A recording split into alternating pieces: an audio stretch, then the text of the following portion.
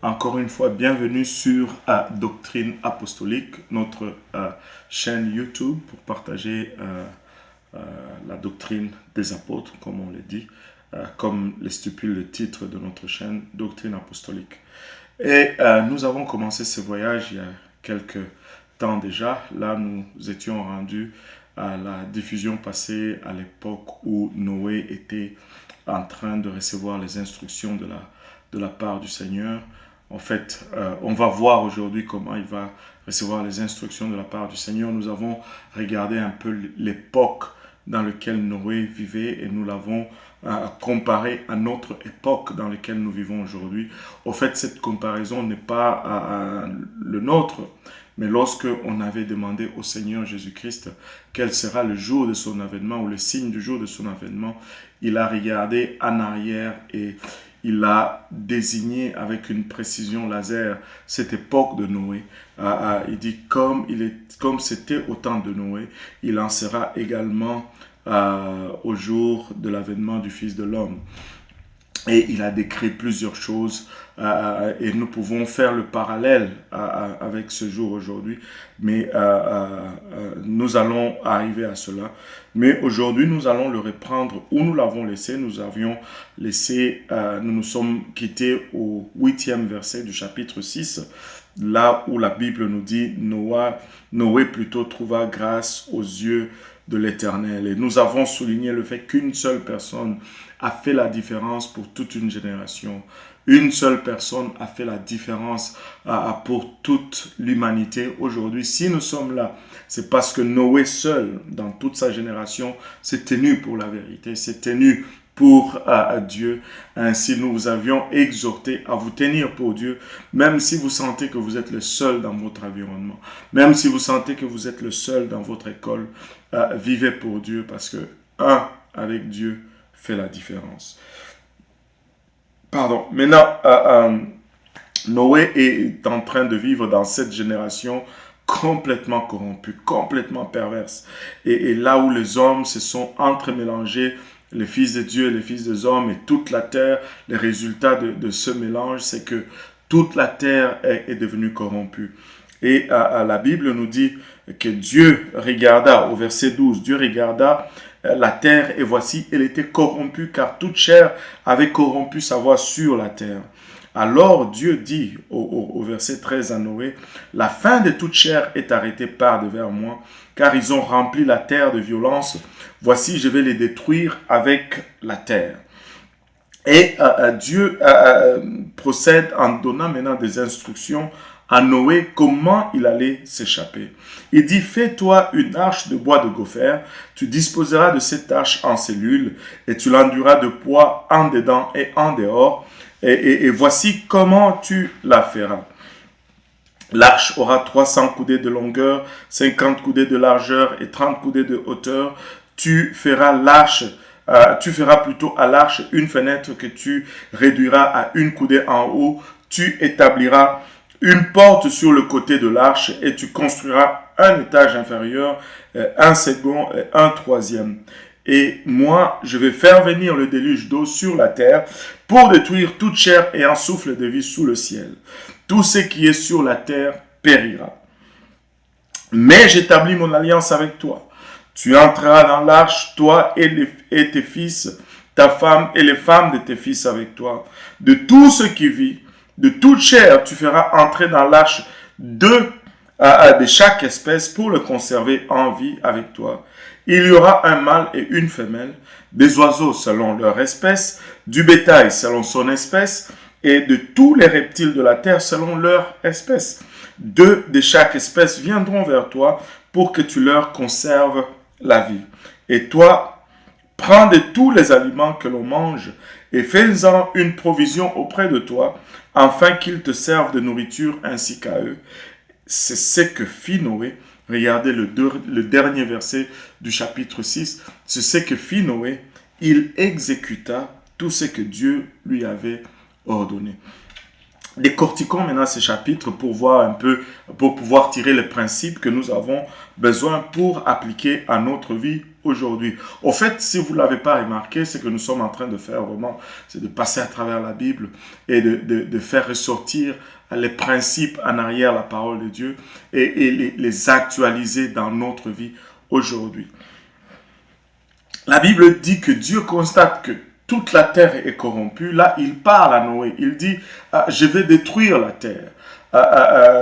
Mais non, tu vas te construire une arche et il lui donne le type de bois. Dieu lui spécifie le type de bois. Il lui spécifie la longueur. Il lui spécifie la hauteur, la largeur. Il lui spécifie qu'il doit y avoir 3 étages. Il lui spécifie également qu'il n'y aura qu'une seule porte et une seule fenêtre. Et il dit, tu construiras à cette arche et tu vas l'enduire de poids à l'intérieur et à l'extérieur. Et regardez un peu, il y a beaucoup de leçons à tirer dans ceci. Maintenant, la première chose, c'est vraiment celui-ci. Ça, c'est quelque chose que nous ne réalisons pas très souvent. Nous devons réaliser que jusqu'à ce temps, tout l'univers, l'atmosphère extérieure n'est pas très différent de ce que c'était à la création. Donc, la Terre est juste en un seul bloc, un seul océan. On va peut-être faire une étude en parallèle pour vous expliquer un peu comment cela a été en se basant sur Genèse 1. Et il y a une couche d'eau autour de la Terre qui crée un effet de serre sur la Terre. La température est la même, aussi bien qu'à l'équateur, qu'au pôle Nord, au pôle Sud. Et Noé se trouve dans un environnement différent de ce que nous connaissons aujourd'hui. Et jusque-là, il n'y a jamais eu de pluie. Donc, quand Dieu dit à Noé qu'il va pleuvoir, Noé devait se gratter la tête et se demander, mais c'est quoi la pluie? Et peut-être Dieu devait lui expliquer, l'eau tombera du ciel. Vous pouvez vous dire, mais pasteur, d'où est-ce que vous tirez le fait que Noé, il n'avait pas plu jusqu'à l'époque de Noé? Si nous revenons au chapitre 2, le verset 4 nous dit, « Voici les origines des cieux et de la terre quand ils furent créés, lorsque l'Éternel Dieu fit une terre et des cieux. Aucun arbuste de champ n'était encore sur la terre et aucune herbe de champ ne germait encore, car l'Éternel Dieu n'avait pas fait pleuvoir sur la terre.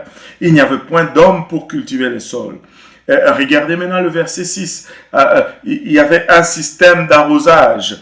Il dit, le verset 6 nous dit, mais une vapeur s'éleva de la terre et arrosa toute la surface du sol. C'est comme ça que Dieu a arrosé la terre. Il ne pouvait pas y avoir de pluie parce que dans un cerf, les nuages ne peuvent pas se former. Et donc, on voit Noé qui est face à une situation nouveau pour lui. Dieu lui dit, il va pleuvoir. Il devait croire à cela. Et Dieu lui dit, tu vas te construire cette arche, et voilà le type de bois que tu vas faire, tu vas utiliser, et voilà comment tu vas le construire. Et j'aime le verset 22 qui dit, c'est ce que fit Noé. Il exécuta, remarquez le choix de mots ici, il exécuta tout ce que Dieu lui avait ordonné. Noé n'a pas essayé de substituer à l'ordre de Dieu. Noé n'a pas essayé de se rapprocher le plus possible de ce que Dieu a demandé. Noé a exécuté. Exécuter, c'est-à-dire faire exactement ce que Dieu a demandé. Il exécuta ce que Dieu lui avait ordonné. Et là, les historiens ou les théologiens nous disent que ça a pris 100 ans à Noé pour construire cette arche. 100 ans de construction, c'était un long temps. Mais Noé a construit cette arche. C'était, si on regarde les dimensions données dans la parole de Dieu, c'est extraordinaire. Je vais profiter pour faire un clin d'œil à un site aux États-Unis. Si vous êtes intéressé, allez voir. Ils ont reconstruit l'arche en grandeur réelle, j'ai été visité et c'est phénoménal, c'est phénoménal. C'était une grande construction, un grand bâtiment, une grande structure et ça lui a pris 100 ans pour construire cette affaire. Il devait convaincre sa famille pour embarquer dans cette aventure. Et finalement, ils ont construit l'arche et ça leur a pris 100 ans pour construire. Et pendant qu'ils construisaient, Noé prêchait. Noé prêchait la parole. La Bible nous dit dans 2 Pierre 2, 5 que Noé était un prédicateur de la justice qui, pendant qu'il construisait l'arche, prêchait, mais sa prédication à lui n'a pu sauver que lui-même, sa femme, ses 3 fils et leur femme. De quoi donner une dépression nerveuse à tout prédicateur que je connais. Alléluia. Le premier verset du chapitre 7 nous dit, l'Éternel dit à Noé, entre dans l'arche, toi et toute ta maison, car j'ai été vu juste devant moi parmi cette génération. Tu prendras auprès de toi 7 couples de tous les animaux purs, les mâles et sa femelle, une paire des animaux qui ne sont pas purs, le mâle et sa femelle, 7 couples aussi des oiseaux du ciel, mâles et femelles, afin de conserver leur race en vie sur la face de toute la terre. Car encore 7 jours, et je ferai pleuvoir sur la terre 40 jours et 40 nuits. Et j'exterminerai de la face de la terre tous les êtres que j'ai faits. Et encore une fois, au verset 5, la Bible nous dit, Noé exécuta tout ce que l'Éternel lui avait ordonné. Et le verset 6 nous dit, Noé avait 600 ans lorsque le déluge d'eau fut sur la terre.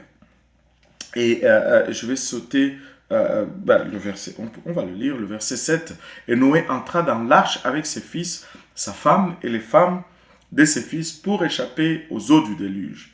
D'entre les animaux purs et les animaux qui ne sont pas purs, les oiseaux et tout ce qui s'émeut sur la terre, il entra dans l'arche auprès de Noé, 2 à 2, un mâle et une femelle, comme Dieu l'avait ordonné à Noé.